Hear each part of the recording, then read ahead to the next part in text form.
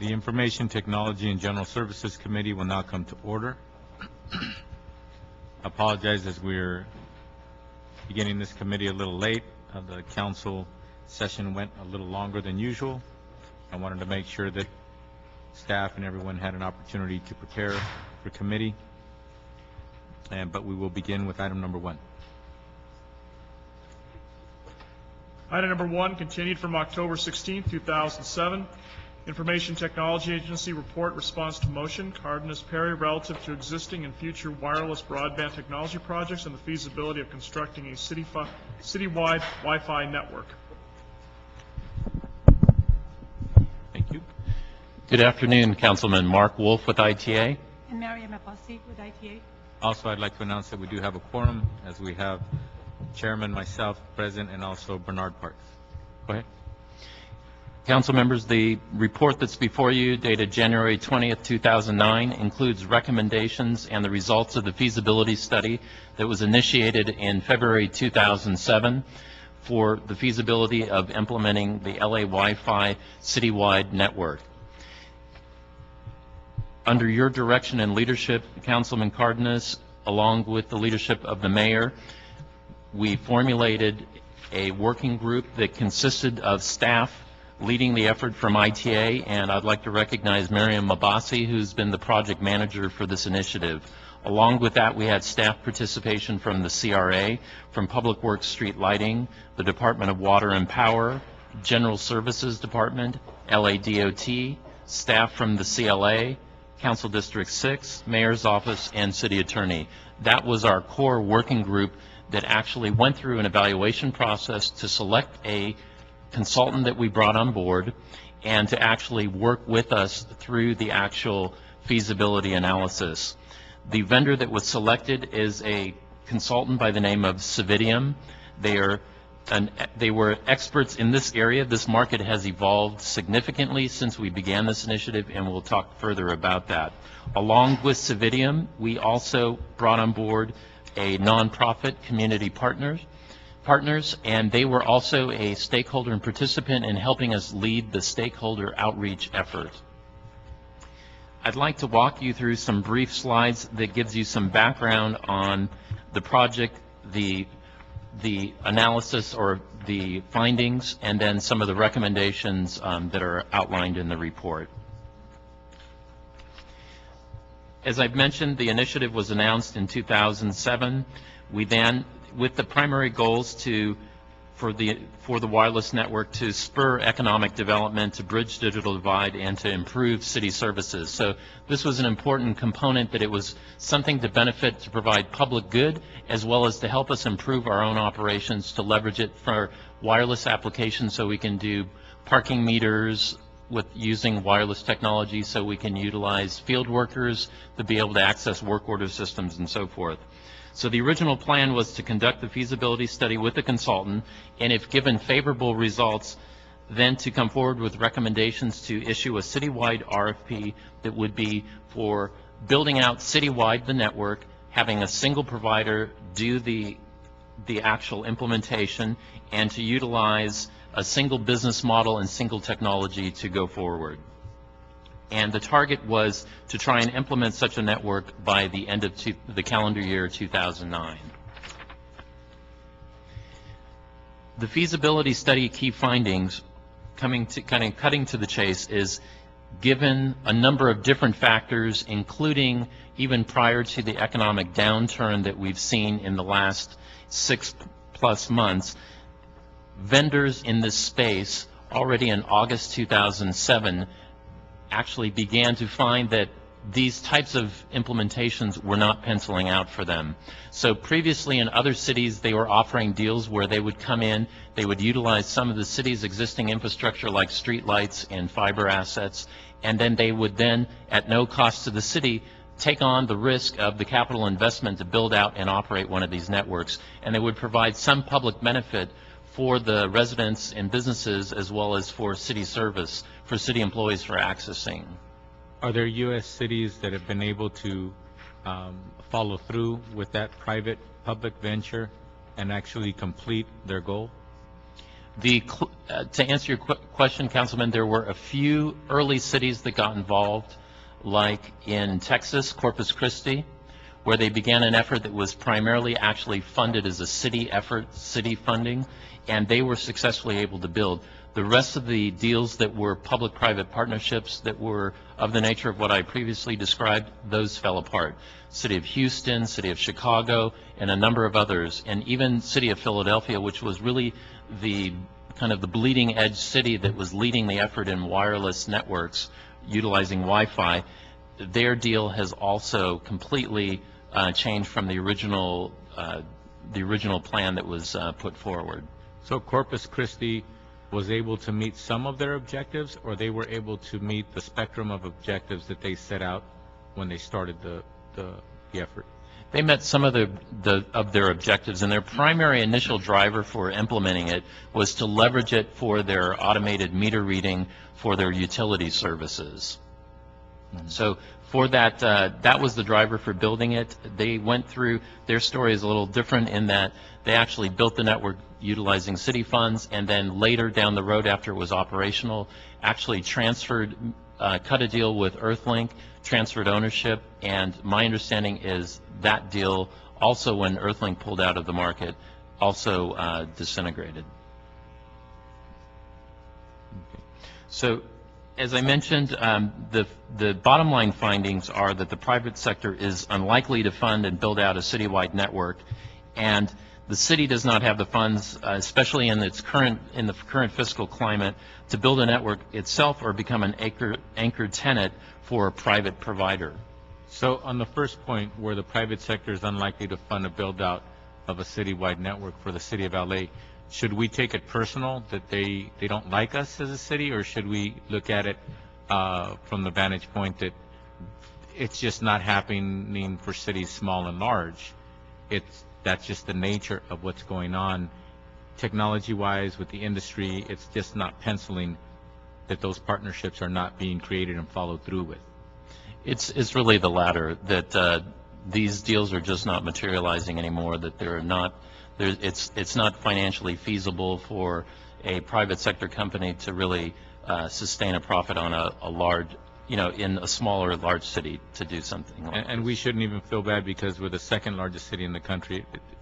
Even cities of 100,000 people, and we're about 4 million, it's just not happening. Again, and I'm measuring my words because I say following through with the agreement. There have been agreements signed between cities and private industry, right, over the last 5, 6, 7 years, but there doesn't seem to be any that have followed through to fruition, correct? That is correct.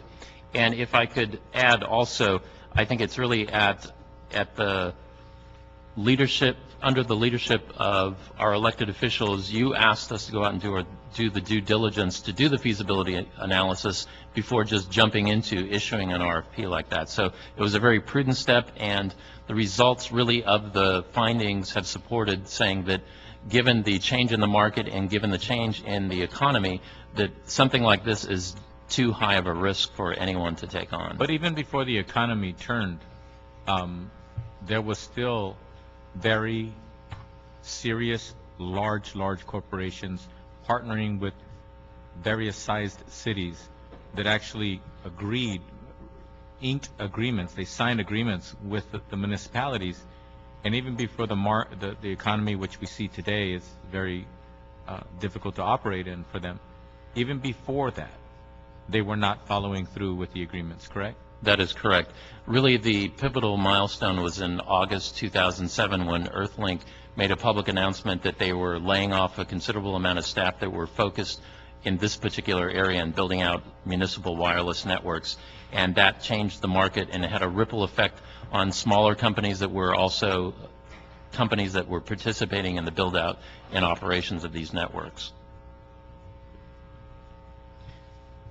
To summarize for you in terms of the findings, in regards to the community outreach, there were about 40 stakeholder meetings that were provided, that were conducted with focus groups, some of which were conducted by community partners, others that were conducted by the consultant that we engaged. really the results of the community, summarizing it, was that yes, they recognize that digital divide exists in Los Angeles, but low-cost or free Wi-Fi access is not enough to bridge the digital divide. There's more required. There's access to equipment, there's training, understanding how to utilize it in individuals' daily lives, and then support and so forth. So really it requires a full program, not just wireless access by itself.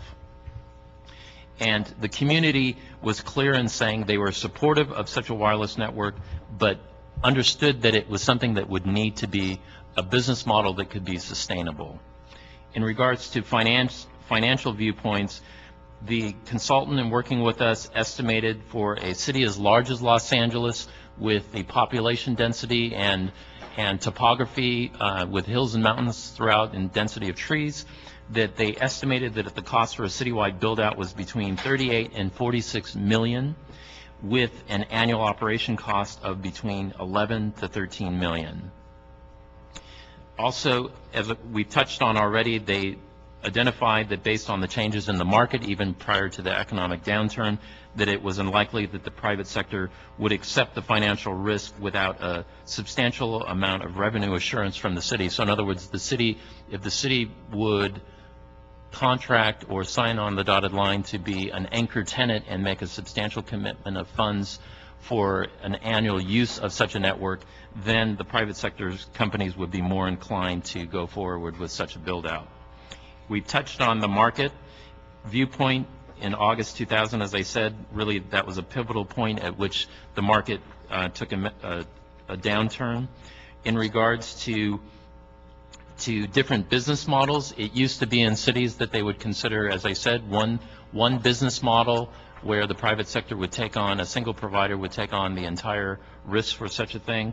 That is not something that's viable today. There's other business models, including advertisement, that was looked at for sustaining such a network, and advertisement fees alone are unlikely to generate enough revenue for the return on investment required. In regards to the technology viewpoint, based on the work that we did with Department of Public Works, with Department of General Services, and with Department of Water and Power, in looking at all of the available city assets that we have, we found, the consultant shared with us, that we, in terms of assets, have far more assets than any other city across the nation in terms of being able to leverage assets for build-out of such a network if it was financially feasible. And the other thing that we've seen as time has progressed, that Wi-Fi alone is not enough to build a citywide network. There's probably a combination of different technologies that would be utilized to build out such a network. And in regards to Wi-Fi technology, one of the weaknesses that had been talked on from the get-go was the stability of the communications and its ability to support different types of communications like public safety applications and so forth. And I think that there has been progress made on some of those points. So in regards to the key policy, really the key policy options, is the question of, one, remaining committed to the original goals of spurring economic development, bridging digital divide, and improving delivery of city services through a phased or incremental approach. And that is now the recommendation that we are recommending, rather than going for a single provider, a single business model, and one citywide network, to look at a more entrepreneurial approach where we would open it up for the private sector to come up with various creative solutions on how we could partner with them, and rather than looking at it be on a citywide basis, look at Wi-Fi zones in the city, where there may be a particular area like a downtown business development area or a particular redevelopment project, and looking at building the network and building the pieces of the puzzle. There's also continued interest by the Department of Water and Power, because they still are very motivated to look at utilizing wireless technology for automated meter reading and different applications that they have for monitoring the electrical grid system. So it's really the question of whether to move forward with that recommendation or to back off altogether and terminate all efforts. And as I said, the committee is, the working group that was part of the LA Wi-Fi working team is recommending that we establish an Office of Wireless Initiatives within ITA, utilizing existing resources to facilitate the deployment of these Wi-Fi zones that I mentioned, and have us provide a primary point of contact to coordinate the deployment of these efforts. Now, given the city's financial situation, this is challenging for us, because if ITA, like other departments right now, due to the financial downturn and with revenues being down, if we continue to lose positions in the city due to, moving to proprietary departments or other attrition, and if we're unable to continue to fill positions, it's uncertain. We can't estimate the demand there's going to be for private sector companies to come forward with ideas on how to continue this moving forward with deployment of these initiatives. But at this point, we would like to recommend that we would utilize our existing resources, monitor how that goes, and then invite and review private sector and public sector project proposals on an ongoing basis through website advertisement and periodic notices. And this would be in lieu of releasing a structured RFP that would be for a citywide deployment. And if I could add, part of the recommendations, as I said, is really working with city departments to leverage the city's priorities, public safety, transportation, and so forth. And I mentioned Department of Water and Power is opportunities to increase Wi-Fi deployment through these pilot or permanent projects. And since the initiation of this feasibility study back in February 2007, there's been a lot of progress. All of the libraries now, including the Central Branch 72, have Wi-Fi access for the public. So the public, in addition to the public access PCs that are available that are hardwired, which there's over 2,200 of those in libraries, there's also Wi-Fi access where anyone can come into the libraries, open up a laptop that has a Wi-Fi chip, and have access through the city through to the internet. So that has continued. Department of Transportation has been partnering with ITA and the Community Redevelopment Agency. The Community Redevelopment Agency, I must say, deserves kudos. They have continued to focus on trying to weave in a Wi-Fi, a wireless component into their redevelopment projects, and they have now are moving forward with expansion of the Pershing Square Wi-Fi zone to move into the historic core, a 20-block area, and there's staff here that can talk more about that. Part of that project, what we've also said is, let's evaluate in part of the footprint that CRA is deploying, how we could leverage a wireless network for parking meters to be able to better manage parking meters remotely using technology rather than manual staff going out to each of those locations. So there's a pilot underway there.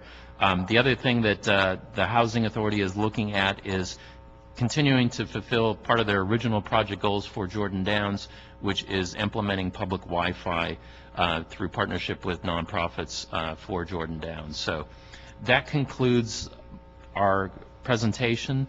We're here to answer any questions that you have.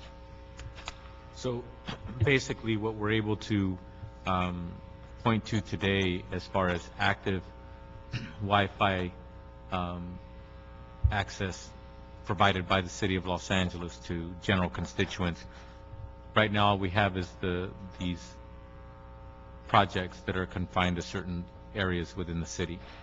That is correct. We've got libraries that have 72 libraries Wi-Fi access. We have Pershing Square that has Wi-Fi access. We also have out at in the Valley at the Marvin Browdy Center, we also have Wi-Fi. And in addition, those are free Wi-Fi access services. In addition, at the airport and at the convention center, we also have Wi-Fi access that is paid, is fee-based. Okay. Now, in CD11, there's a project called Open Mar Vista. What is that like? Yes, that is a project that it's a community-based project that and provided through private companies that have worked with the community in providing Wi-Fi services to that community or district, or part of the district. So that Mar Vista is a housing project? I don't believe so. Okay. So on that particular project, it encompasses a particular building or various buildings or residents? How accessible is it, and how many people are they serving? This particular project, we have limited information. This was originated through the council offices, and we did not really participate in coordinating any of that project. However, they're similar maybe to that housing facility would be something that we're working with the Housing Authority on the Jordan Downs. Councilman, there has been interest, and we've had discussions with neighborhood councils, some of the neighborhood councils in the city. For example, in Silver Lake and also in East LA, there's 2 different ones that had contacted us in discussion about ideas of actually implementing Wi-Fi in their community for that neighborhood council area. So not delivering services to a specific building, but actually doing it to a geographic area. So this working group, if we were to have you continue to have this internal working group of staff, you would be monitoring not only pilot type projects that we're involved with in the city, but you would also be monitoring what's going on worldwide, what's going on in cities across the country, to see if there's some kind of breakthrough or what have you. Then you would report to us and let us know that it's a different day. For example, New York is doing something. They figured out how to crack this safe and open it up and provide Wi-Fi for their constituents, and then you'd be able to explain to us how they were able to do that. Or maybe we would be the city, by continuing to monitor all of this, we would be the city that would actually be able to identify, and maybe we'll be the next city in the next generation, a possibility to actually implement something citywide or something on a mass scale. Yes. Okay.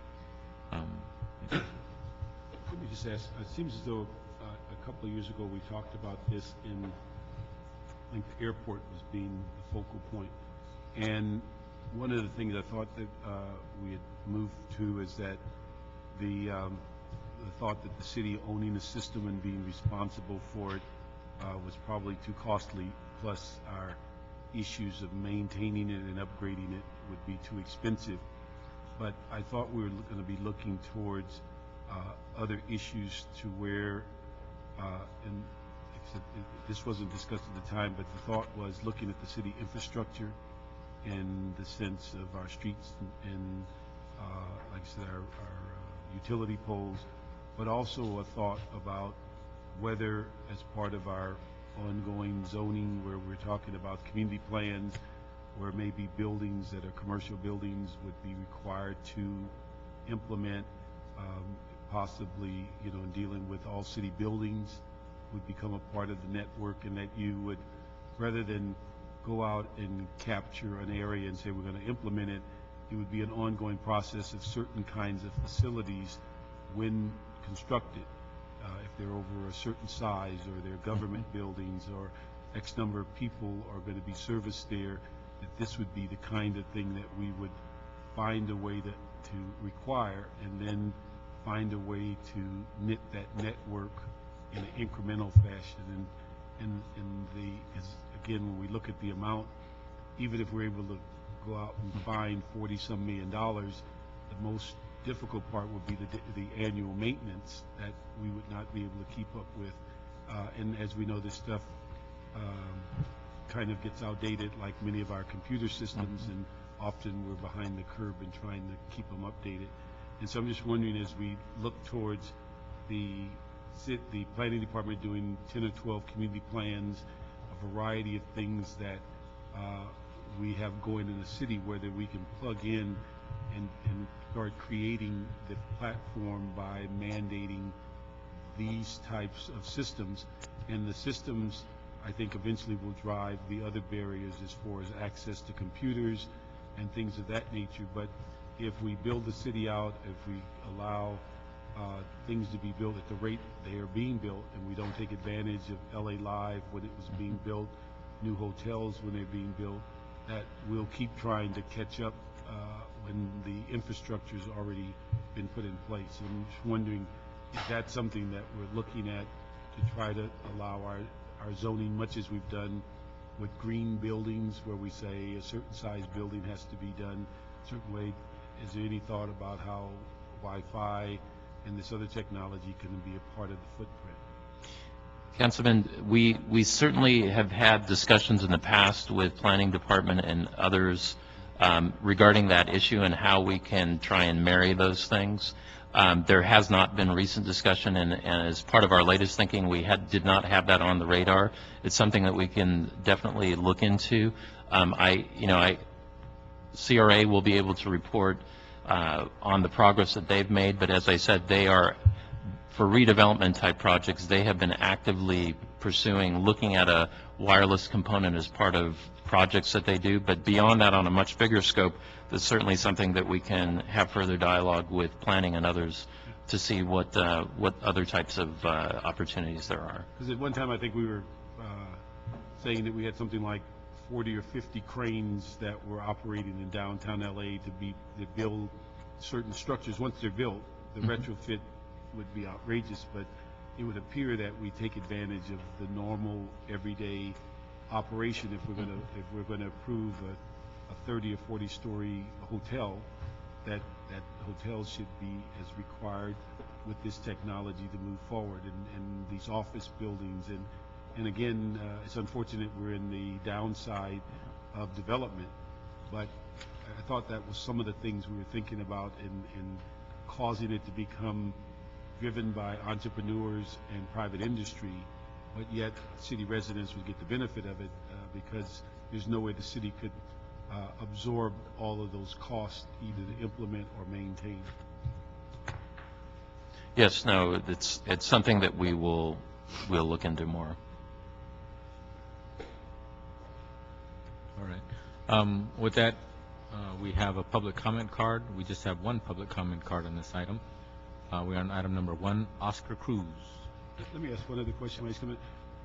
Is that, when you mentioned planning, you've met with them, is that a reluctance on their part, or are we getting full cooperation, or just, because that's the real key as we're going through some of these community plans? I would say no, not a reluctance. It was an early dialogue without getting into, just more of an early discussion phase without getting into more depth of what it would really take and what were the, pros and cons of being able to go forward with something like that. Okay. So we didn't get to a level of depth.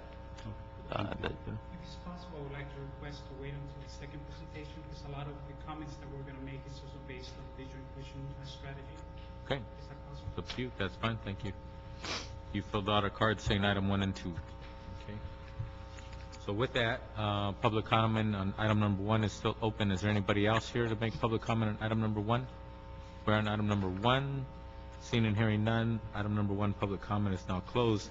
With that, the committee will instruct the ITA to maintain a working group similar to the Wi-Fi working group that consists of representatives from key departments, including the CAO, CLA, in conjunction with the Office of Wireless Initiatives, and report back to this committee as necessary. Thank you. Now we move to item number 2.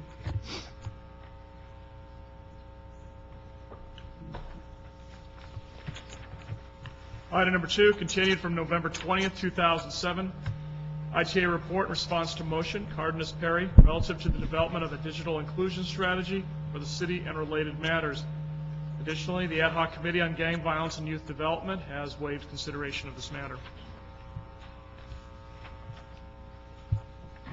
Good afternoon, council members. Mark Wolf with ITA. And Ymca with ITA. ITA and along with the CLA were instructed to report on the development of a digital inclusion strategy for the city, including information on digital inclusion models used in other cities. Digital inclusion, as we spoke in the earlier presentation, generally refers to programs or policies that incorporate use of information technologies into community programs in order to promote computer literacy and improve the community members' quality of life. ITA has contacted and worked with the departments that were named in the motion.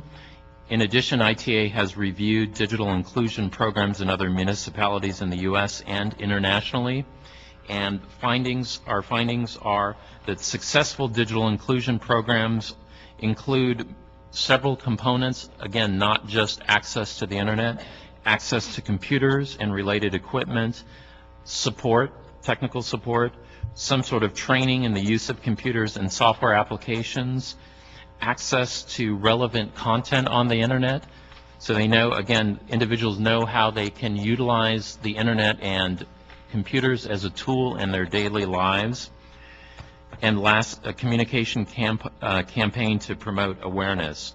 In regards to findings, and this was actually as a result of the LA Wi-Fi report, we found that based on national studies that were done, that 62% of residents in Los Angeles have a computer in the home, and this is below the national average of 73%.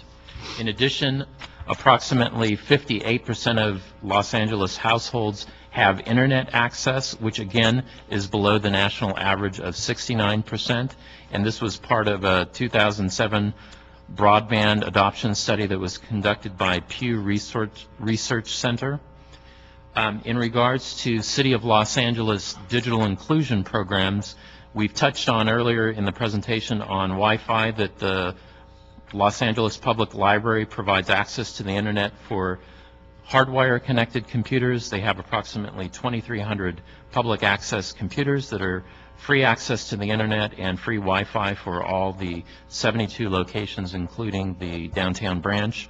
In addition, the Community Redevelopment Agency operates free public Wi-Fi in Pershing Square in the historic core area of downtown, and ITA operates the free Wi-Fi public access spot out at the Marvin Browdy Constituent Center in Van Nuys.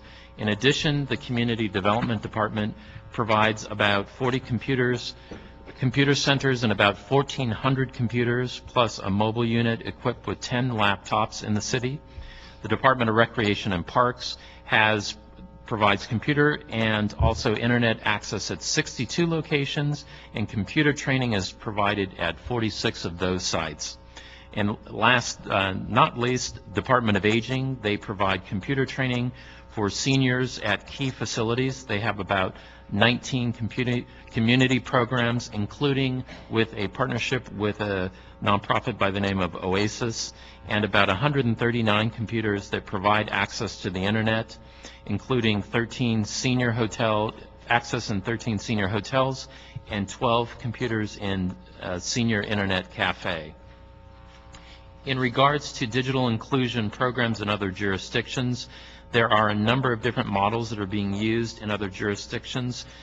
They tend to be utilizing one of three models, one being utilizing a nonprofit, having a nonprofit administer that program, where a nonprofit is created with a specific charter to develop and deliver programs and services, technology training and access to the internet. Typically, these organizations operate through a mix of funding sources that are actively engaged in grant seeking and fundraising opportunities. The second is a public partnership with nonprofit organizations and private stakeholders. And here municipalities partner with various nonprofits and private stakeholders to share a common interest in improving access to technology and internet for the community, in addition to direct funding contributions from the partners that include in-kind support such as facilities and broadband internet access. The third type of program is public programs that municipalities actually administer the digital inclusion programs directly or provide direct funding support to entities that operate programs and deliver services to constituents. So that concludes the findings that we discovered from both looking at city department digital inclusion programs as well as programs that are implemented across the nation and internationally. In regards to recommendations and next steps, we're recommending that we establish a special committee or a panel that's tasked to coordinate existing digital inclusion programs provided by the city and external partners to leverage these existing resources more effectively in a coordinated fashion. So that's the recommendation number one. The second recommendation is relating to being able to leverage computer equipment that the city is no longer utilizing.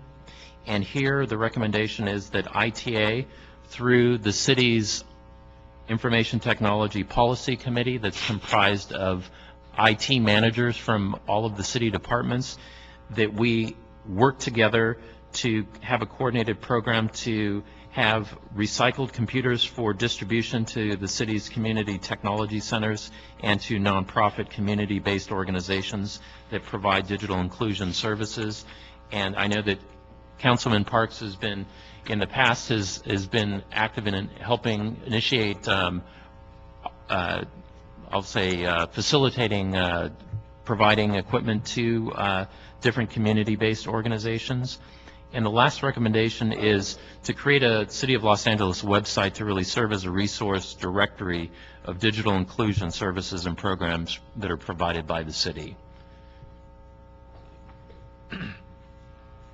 Early on in your presentation right now, did you mention that there is a senior internet cafe? Yes, and we do have CDD here, if you'd like to elaborate more on their... I was just yes. curious. I can't imagine we don't have very many police calls to that location, right? I would imagine it's kind of mellow. Is that in your district? Any problems with that?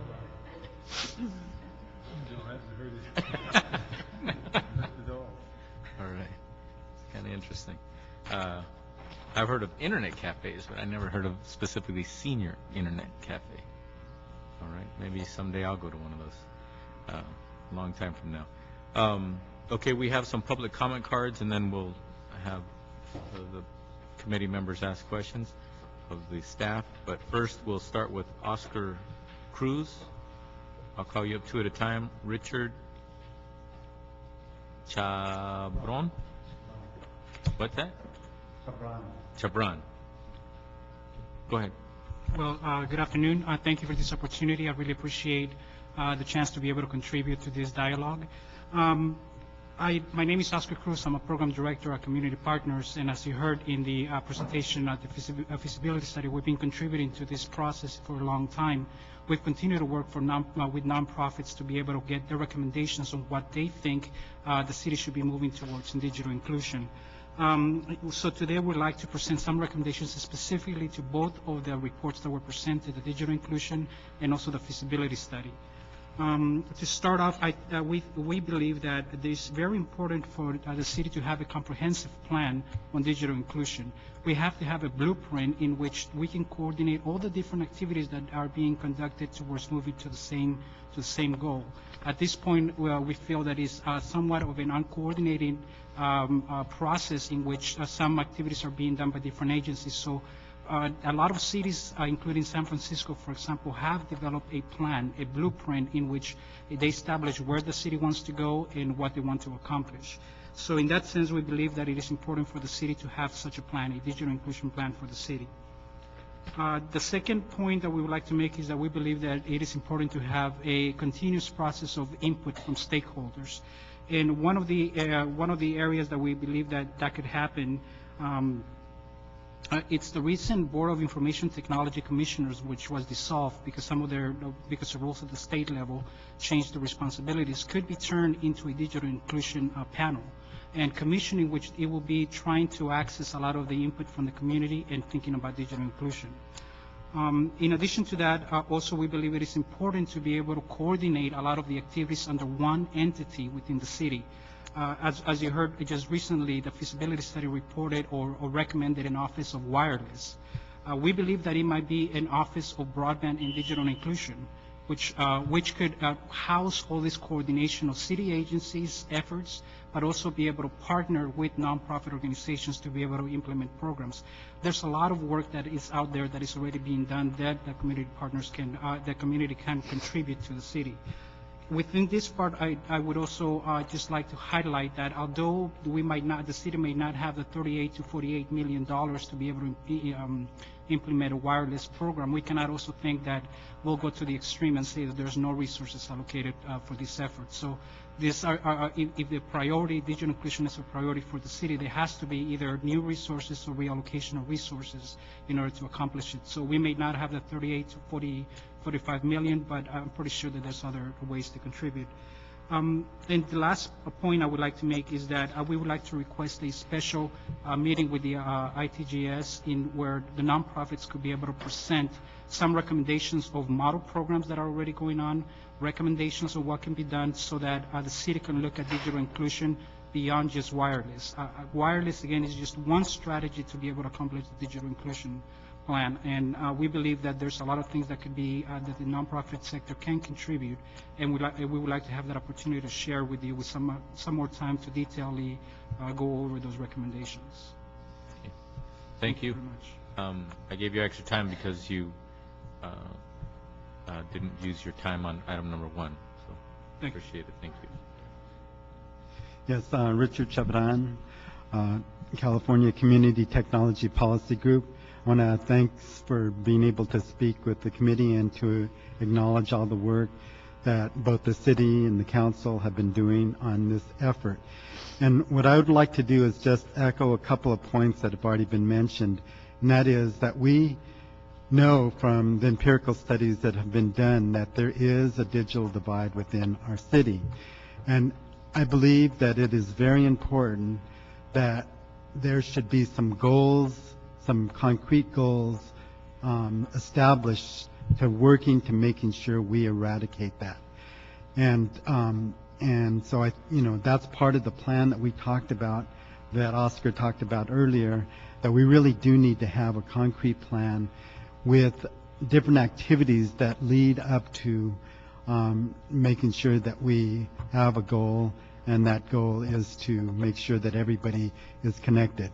The other thing is that we've also been working on a report that's going to be released very soon that's called Wired for Wireless. And in that report, one of the things that we point out is, as we review the different efforts around the country, especially in California, is that it's really important. The most successful efforts are those that are backed up by resources. So whatever you do in the future, it's really important to have resources that are behind it. And the last point that I'd want to make is that even though that maybe having a citywide effort at this moment is not important, not in the cards, it is really important to do strategic efforts aimed at the places, at the neighborhoods that do not have present, very many people connected to the internet. So I really think you need to expand efforts that are taking place right now. Thank you. Thank you. Patricia Celidon. Sorry if I'm saying your name wrong. Patricia is a tough name to say. Ana Maria Ruiz.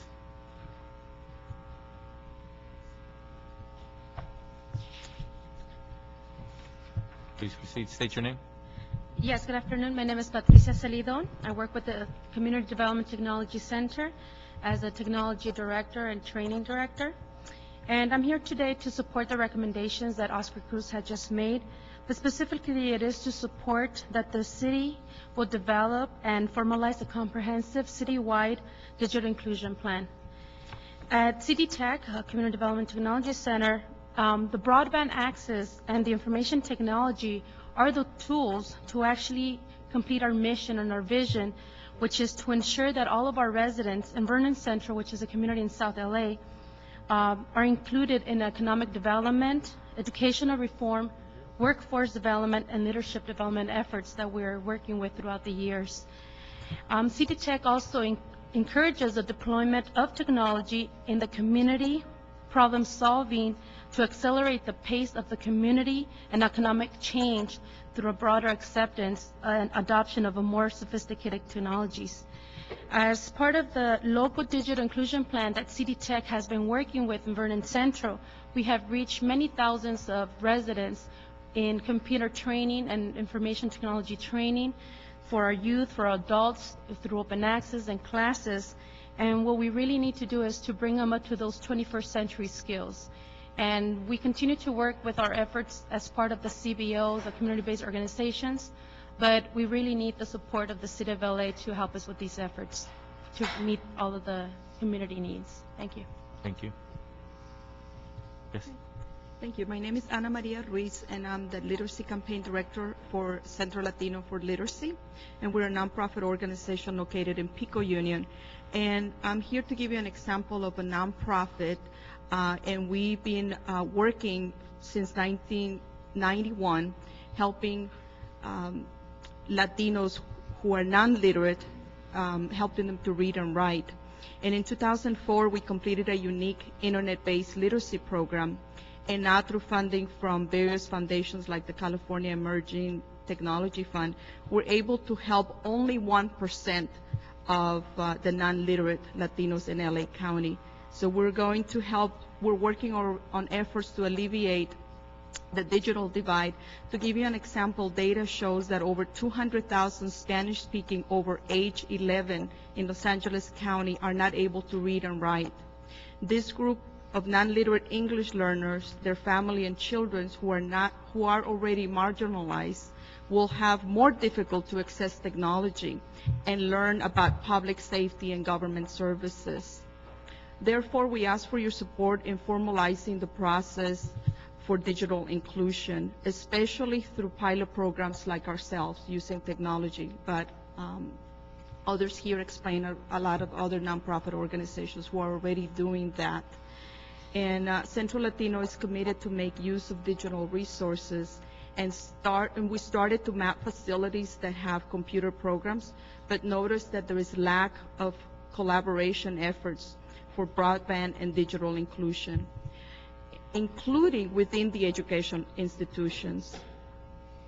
So more broadband and digital inclusion will make it possible for more of the 200,000 non-literate have access to information, technology, and support their children, education, and advance in the 21st century jobs and become better citizens.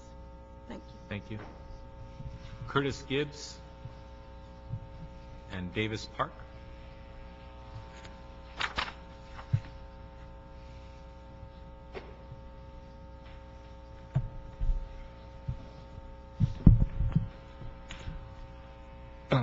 Curtis Gibbs. I'm actually taking off my CRA downtown hat and putting on my Long Beach YMCA Youth Institute and Change Agent Partners hat. Anyway, I've been very active with regard to digital inclusion for a number of years. In Long Beach, we have the Long Beach YMCA Youth Institute, which is actually doing projects in the city of Los Angeles. Performed a project at Crenshaw High School. After School Youth has performed a project in the Wilmington area, and has actually done some other projects within the city of LA. Let me just give you a synopsis of what the Long Beach YMCA is doing with significant funding from foundations here in California. The whole idea is to bring at-risk youth together, high school, middle school, and use technology, movie-making skills as a way to bring young people of different ethnicities together through the form of movie-making. Within this sort of environment, they end up having to write scripts, actually storyboard, get out and film, act, edit, do original song making, and at the end of 7 weeks actually do a film festival. It's a summer program in which the youth themselves, at the completion of it, they actually earn $700 each for participating in this program. As a result of this program, they're able to create it's called Change Agent Productions. It's a social enterprise where it's taking youth that have actually graduated and putting them to work in the community, working with nonprofits or small businesses, helping them do websites, doing picture taking, doing training, and also working with the high school youth themselves and bringing them back out into the community. Thank you. Thank you. Good afternoon, council members. My name is Davis Park. I'm with the Little Tokyo Service Center, and I just wanted to quickly check to see if you actually received the recommendations that were submitted formally by the community partners and California Community Technology Policy Group. Okay. Little Tokyo Service Center is a nonprofit organization, a community development corporation that manages over 500 affordable housing units in Los Angeles. We have a small business systems program, social services and case management, and after-school programming. And the program that I run and operate is our community technology department, and we have had a digital inclusion program that's been in existence over the last 10 years. We operate 3 technology centers, community technology centers, that's been nationally recognized. We serve over 5,000, we've been serving over 5,000 individuals ever since we've been established, and have a yearly enrollment of about 1,000 adults, a lot of them senior citizens. And we teach our classes in everything from English, Japanese, Spanish, and Korean that start in very basic technology skills up to digital video production, providing these services to both youth and to seniors. And the Discovery Center is an important community project that also is part of our community wireless network. We have deployed over 10 community Wi-Fi networks throughout the Los Angeles area, and have, in conjunction with those activities, have donated over 50 computers to needy families. One of the important elements that is very important, that has enabled our success, is with city-based partnerships such as the CRA and Department of Water and Power, which is providing us with fiber access in order for us to provide broadband to other members of the community through wireless and wired networks. And as a result of that, we've logged over 150 users on a daily basis and over 2,000 unique users ever since we established this network over a year and a half ago. So we really encourage we would really advocate that the recommendations that were laid forth and were also set forward by Civic and the ITA be implemented. Thank you. That concludes the public comment cards for item number 2. If anybody would like to speak on item number 2, please hurry. Submit your card. Come to the front desk.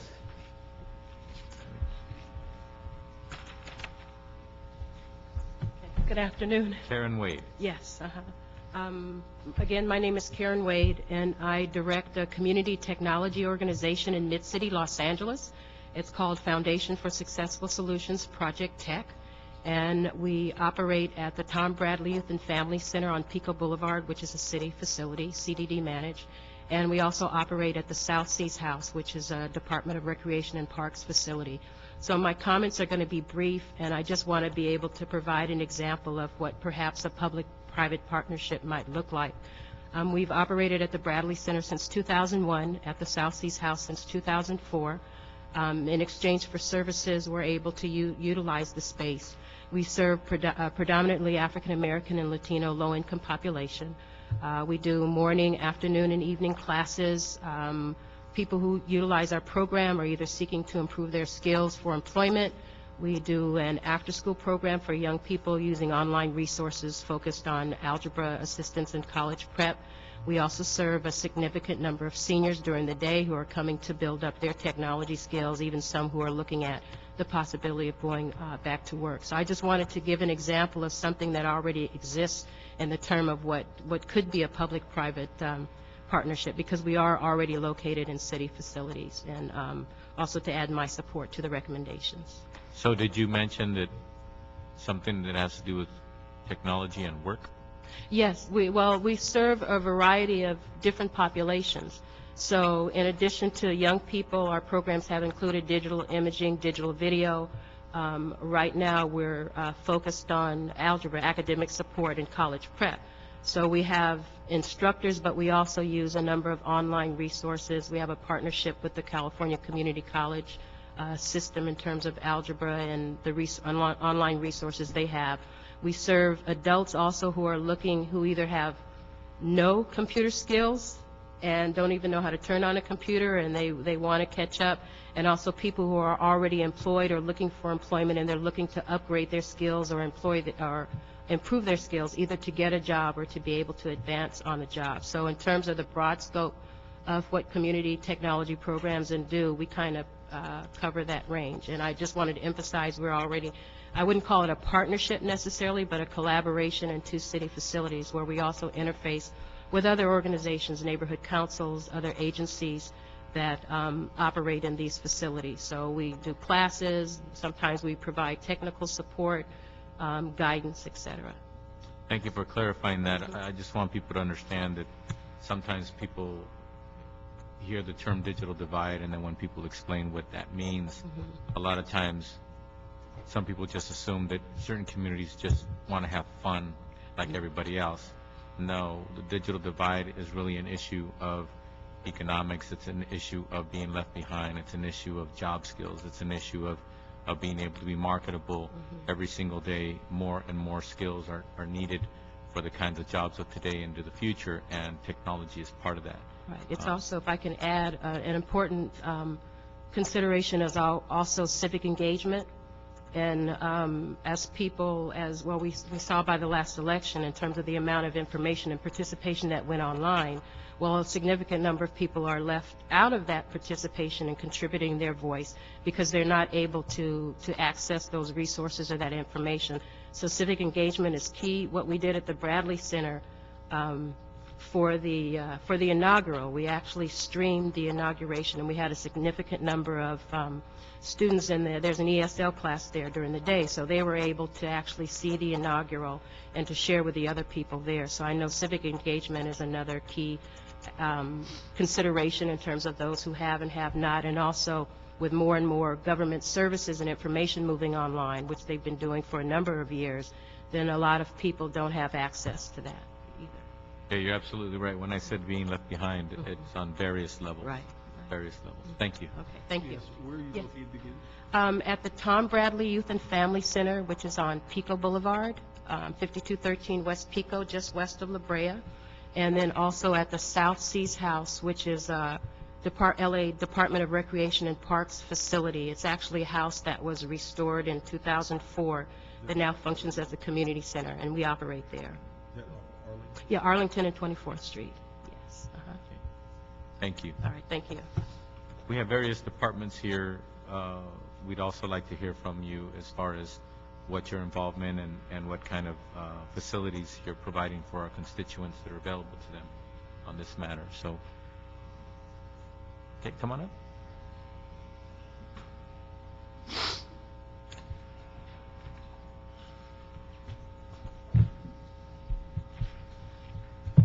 I'm Chris Morita, the interim city librarian. This is Steve Newcomer, the head of our IT, Information Technology and Collections division.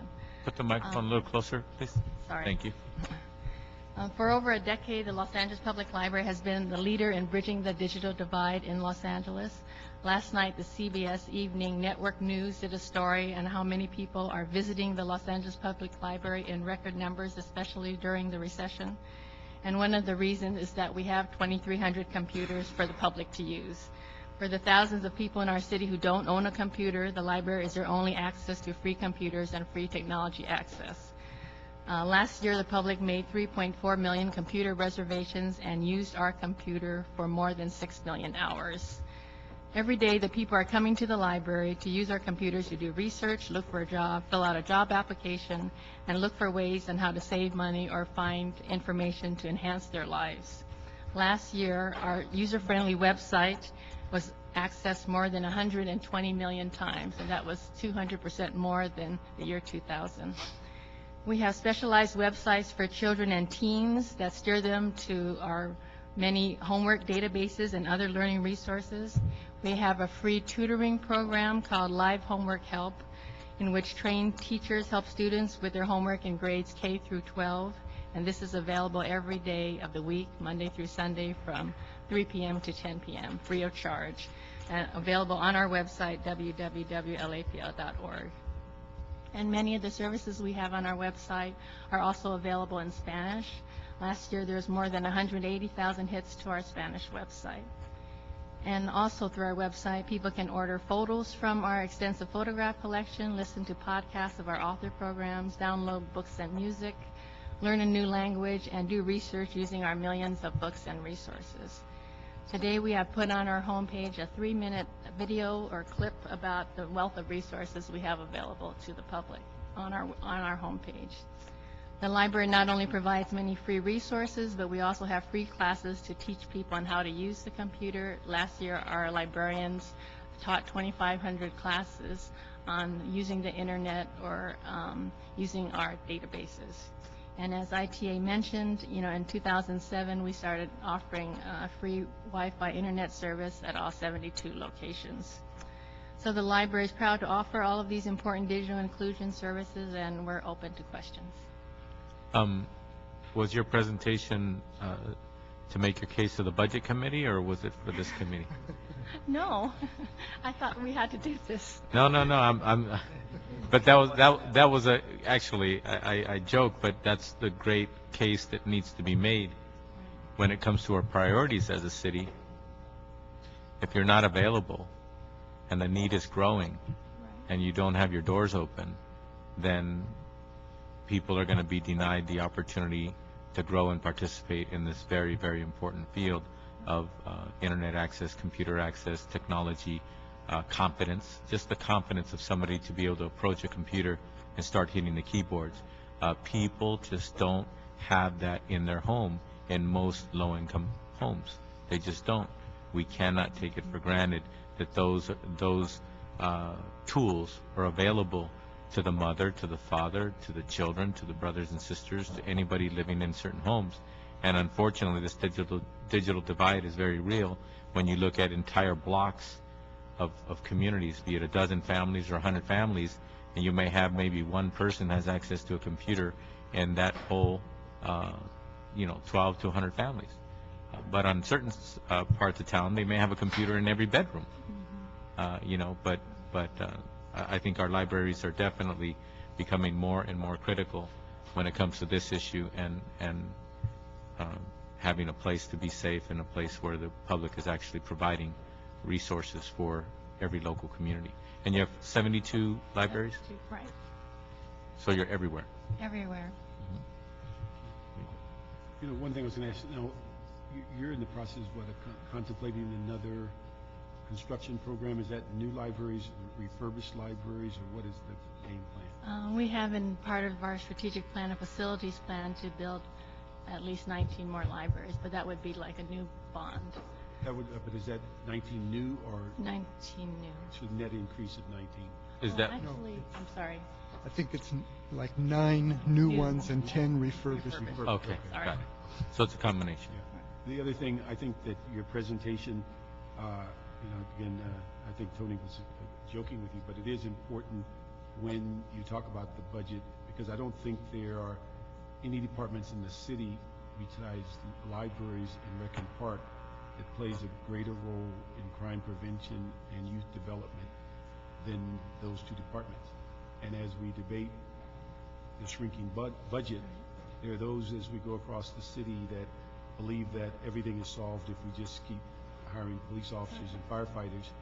And after we've gone through the expense of building libraries, even consider that we start closing them for periods of time, or to not buy the necessary books and computers, is basically a misuse of some of those public dollars. And so I would hope that as we go forward, that those are the kind of messages that we can get out. And one thing we found out when we were talking about the budget last year, you probably have the most refined network of people that are computer literate, because we stopped counting at about 1,000 emails when they were talking about don't cut our libraries. And that was the community activist started that. We saw the community activists, but the only problem was the general manager of libraries said go. No, but it was very commendatory how the department, whatever role you didn't play, it was commendatory to see so many people interested in keeping that investment alive and well, and the council heard it. Right. I mean, last year, 17 million people visited the library. I mean, people in this city are very passionate about the library. So, and we're doing our best to improve services to the public. It's invaluable resource. And civic participation is always encouraged. email or in person or what have you. Okay. Anything else from the library? Okay, thank you. Next.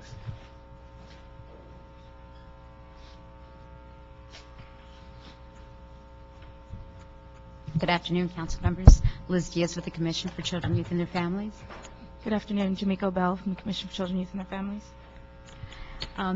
While ITA's report indicated that CCYF serves primarily as a focal point within the city to coordinate the city services around children, youth, and families, it was also noted that many digital inclusion programs within the city were developed as an extension of the department's primary service, and that certainly is the case with regard to CCYF. While we don't formally provide digital inclusion programs through two of our direct service programs, the YWAR program, Young Women from Adversity to Resiliency, and our Los Angeles Youth Council also provide digital inclusion opportunities that are available to some of the youth who participate in these two programs. Currently, we have two graduates of the YWAR program that are serving as CCYF student workers, providing direct assistance to our program, the YWAR program.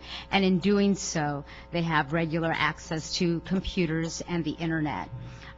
This is access to information technology that they may not otherwise have. We also have our members of our LA Youth Council have developed a series of web pages that are also are integrated into CCYF's website that are devoted to the work of the Youth Council.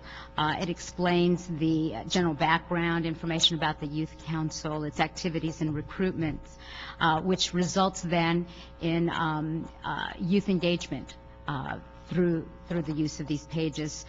They've also established a link to the Youth Council's Facebook account. And we also provide physical space within the office designated for the Youth Council members, a workstation so that they can conduct their Youth Council business. And again, it includes access to a computer and to the internet. But also like to share the challenges. As you mentioned, Councilmember Gardenas, many youth, certainly the young ladies that we serve through the YWAR program, tend to be more disadvantaged, and it's our experience that through the classes that the young women go through, many times they are offered helpful informational websites are given to the young women as resources, which are aimed at helping them further address the variety of personal issues that they're confronting. However, it would be difficult oftentimes for them to access this information since many do not have personal computers in their homes, and they may not always feel comfortable accessing the services at the libraries because of the personal nature of the information that they're researching. So we'd also like to share, even though we have that available, if they're able to access it personally, they might be better equipped to do so. Any questions? Thank you. Thank you very much.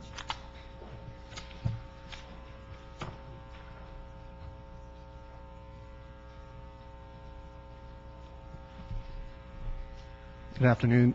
Manny Chavez with the Community Development Department. As you're probably aware, we administer the workforce development system for the city, Workforce Investment Act funded. With that revenue, we fund exactly 17.5 work source centers throughout the city. Each of those centers actually has what's called a job resource center, which consists of about a bank of 20 to 25 computers that are publicly available. Any individual can walk through the door. Primarily, the services there are structured for job search, resume preparation, software-driven educational programs, etc. Similar to the library, the demand on our 17.5 work source centers has grown over the past couple of years. About 3 years ago, we were averaging about 125,000 individuals walking through the doors. That went up to 144,000 last year. We're projecting 160,000 this year. Revenue for that program under the previous administration in Washington fell from $73 million down to $38 million, and as a result, we have not been able to upgrade the technology that we have out in the field. we're hoping that the economic stimulus package will impact that in some positive manner. But nevertheless, the demand is there. The finances have driven us to a point where we're facing a significant challenge.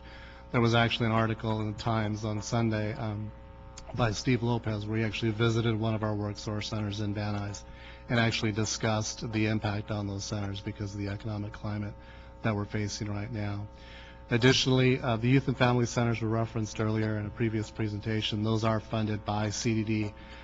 We don't have as consistent a setup of computer banks at those sites. We roughly have about anywhere from 50 to 100 that are a combination of publicly available on a walk-in basis or structured educational classes. We are looking to actually redesign our entire human services delivery system in the next few months, where we would set up a system that essentially replicates the workforce model and have publicly available resource rooms set up at every site that we fund. And we're hoping to fund about 20 to 21 individual locations with about 25 computers at each site. So that would put a number of new equipment out into the community publicly available. Okay, thank you for that report. Next.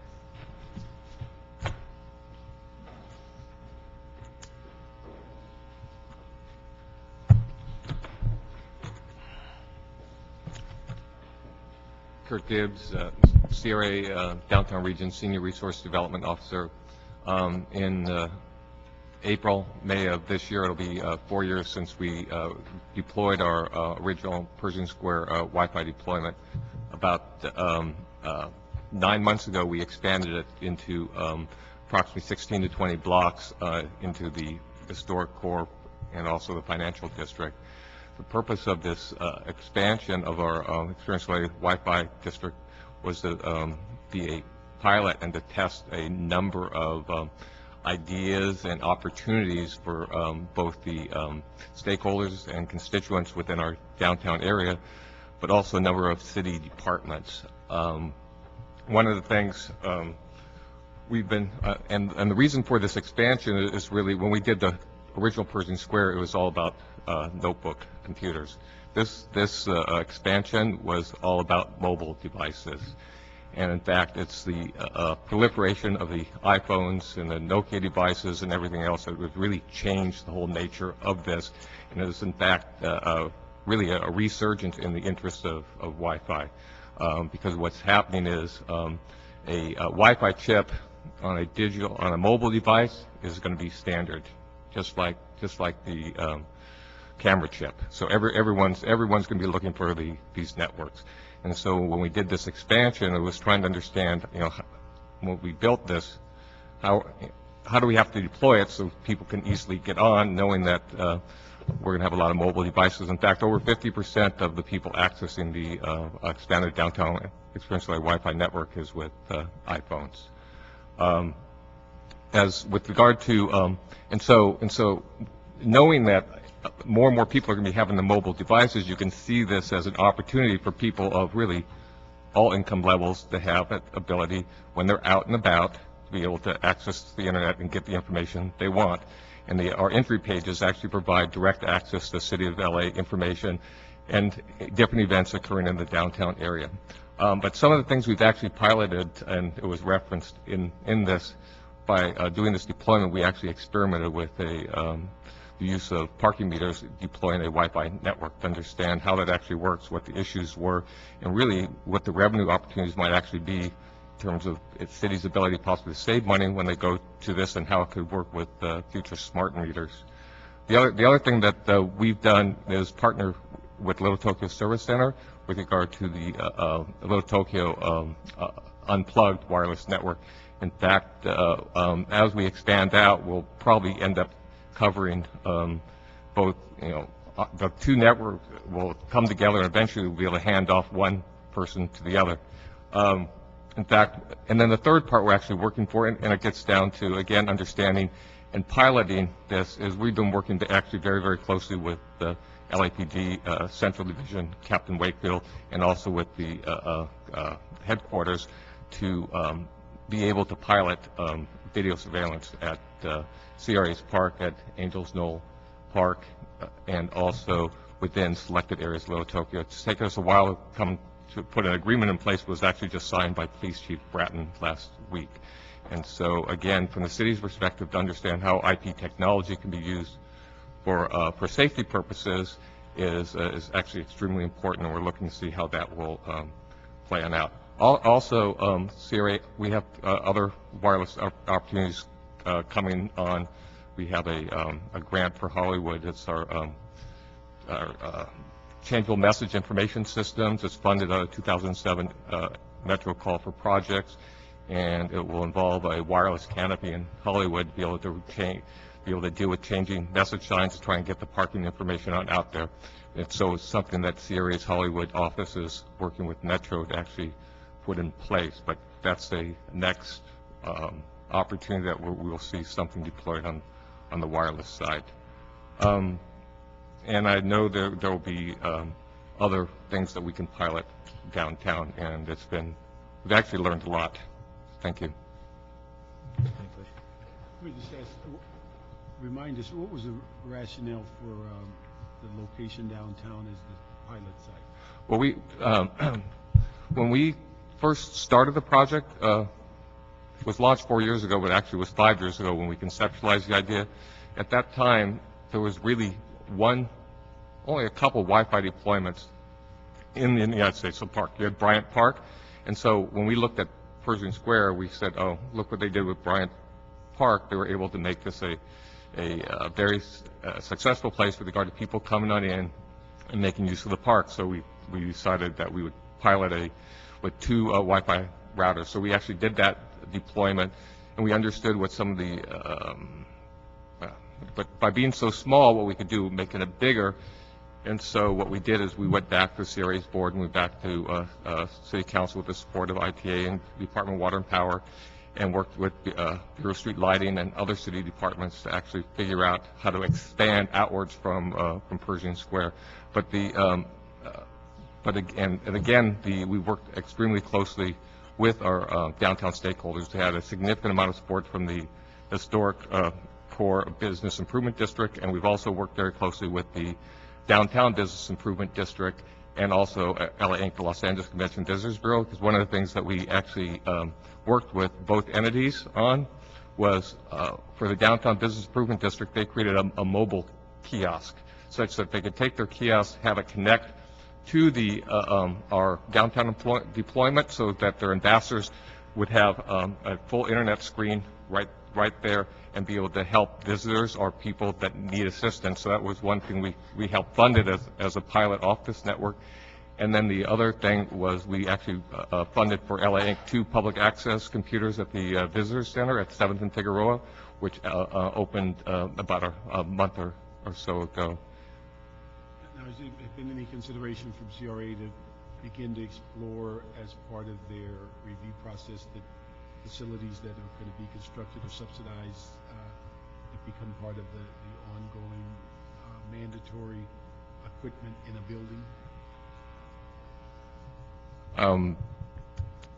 Can you clarify? Like we just, CRA just approved 400 units of student housing at USC. Okay. With something, as they approve their projects, that this become a standard part of the approval cycle?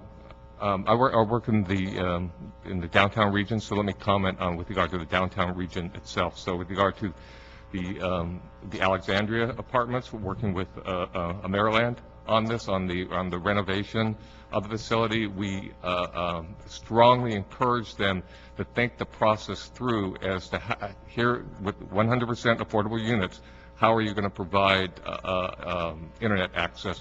And so Maryland, working with One Economy, came up with a paradigm that they've done elsewhere in the United States, so that there'll actually be a free internet access within this 100% affordable units. So they worked very, very closely in this case with Time Warner to figure this one out with regard to having cable in there, so the cable opportunity, but at the same time having a second network for free internet access for the residents at probably at lower speed, 700K or something like that. So that's the one example where we did that. And we also, we worked very close with Little Tokyo Service Center. We talked to them very, very closely about doing something similar in some of their housing projects to try and understand how this can actually be done. And, but and then the other comment is when they're doing these projects, it's my understanding, any project that goes to the state of California for authorization that's making use of the ability to use low-income housing tax credits, they're required to actually have a internet component to that. It's a requirement. So they all have to think that thing through in some way. So it's becoming a standard. Yeah. New project. I mean, Little Tokyo Service Center, they're here. Davis Park could probably respond in how they're thinking it through with regard to their new projects. But as I said, it's supposed to be part of your overall project as to how you're going to provide the internet access within a facility, and then talk about how to make it affordable. Thank you. Thank you. Next.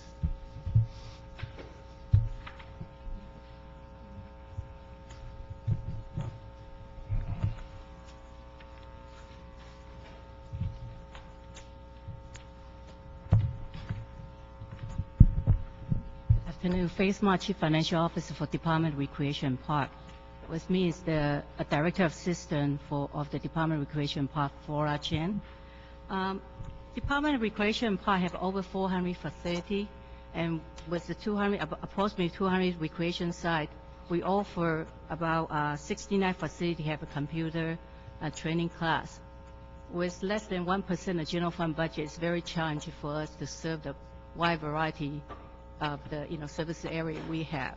So we have been working very closely with the community, seeking for sponsorship, donation to achieve our goal. So I have a follow-up to kind of walking through some of the services the Department of Recreation Park have been offered to the community and what kind of service we have been provided. Basically, our computer labs are more focused to serving the children and the teens. And in recreation and parks, we have 43 class park teen centers. Class stands for clean and safe space. We offer programs, recreation programs, and also educational programs to these youth. And at 28 out of the 47 class park locations, we have computer labs. And we offer computer access to teens so they can do their homework. They can listen to music, they can check their email, basically provide computer access for these underprivileged youth, and so that they are not left out. And for the children, we have a computer lab at each one of the child care centers operated at the Department of Recreation and Parks, and we feel that if they start at an early age, then they're at an advantage to move forward. We also offer computer labs at some of the senior centers and some of the recreation center to the general public. And at the present time, we have a total of 415 computers that are provided to the public for their general access. As Faith mentioned, some of those were donated, such as Intel and other sponsors. We also recycled about 110 PCs from within the department and provide them to these computer labs, and the rest of them we were able to find funding through the years, little by little, to provide these computers. So you're providing this service at some of your parks, but unfortunately, it isn't something that is formally budgeted and supported by the city's funding. You're Correct. Looking to be creative, and you've been creative in building what you have. That's correct, yes. All right. Thank you. Again, don't forget that when you go to the Budget Committee. Next.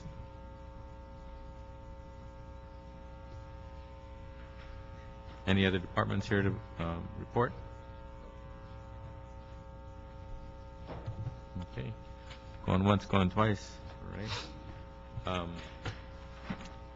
Okay, with that, we don't seem to have any more public comment cards. Do you have any questions for the IT department? Okay. Oh. Yeah, you can get the public comment card in the back. Come forward. You can fill it out after you speak. And then, no, Yeah, so go ahead. If you want to speak right now, go ahead and grab the public comment card, bring it up with you, so you don't forget to fill it out. And then mention your name when you begin your 2-minute talk. And then when you're done, you can fill it out and turn it in retroactively. Thank you very much. Left-handed, they do it all backwards. My name is Andy Hicks. I'm with the Mary Pickford Institute for Film Education. I was really excited. This is the first time I've ever been in City Hall and the first time I've ever been to one of these meetings. And I'm really pleased with what I'm hearing. I'm also representing a nonprofit, and we have 2 mobile film classrooms that go around to underprivileged kids and teach media. We teach storytelling and computer skills, hoping to make them more computer literate. And one of the things that I think that's vital now from the groups I've heard who have been reporting is that we as nonprofits and people who are doing this kind of work right now are able to assist in this terrible economic crunch. We are here, so if the schools are lacking and they don't have facilities, someone like us with a mobile classroom can come over and assist. We're available for that. So I'm just putting that out there for you. And it's a really, really rich time, and the kids are just falling over with excitement about getting invested in learning again. So I'm really proud to be part of that. And the second thing I have is a very different thing from everything I've heard today, and I hope it's not out of line.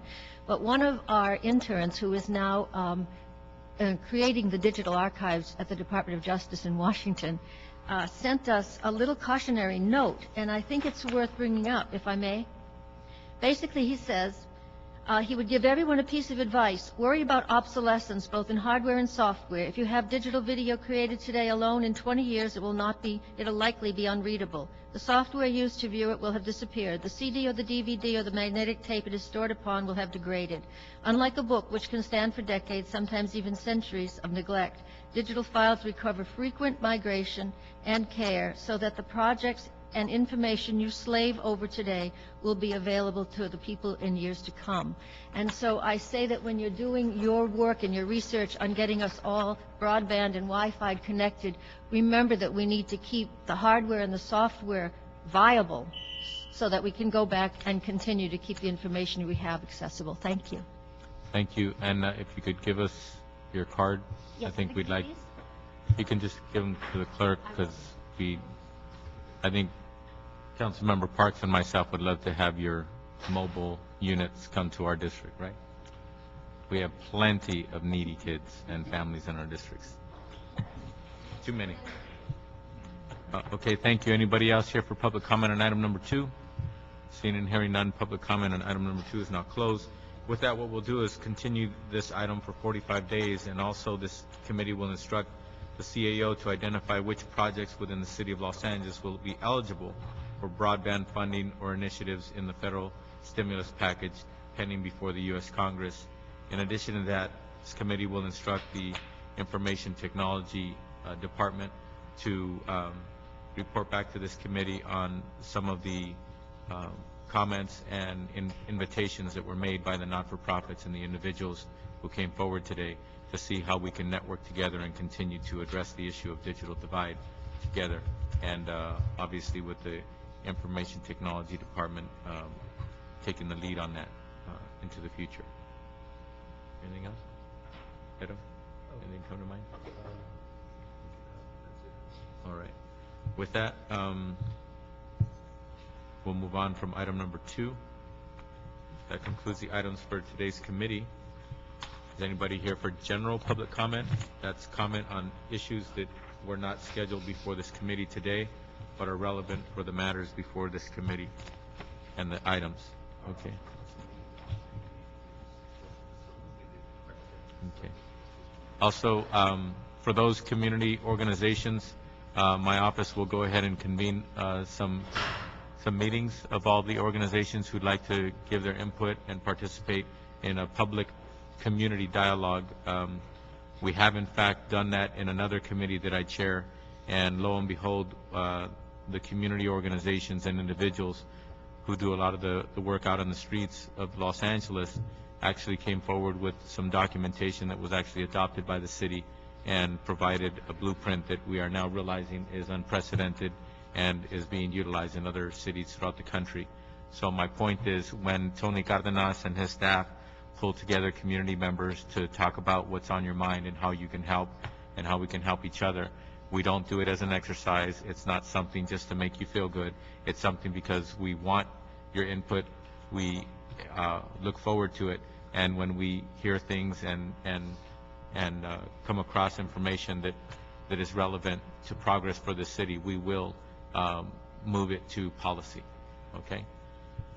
All right. Anybody else here for general public comment? Seeing and hearing none, general public comment is now closed. With that, this committee is now adjourned.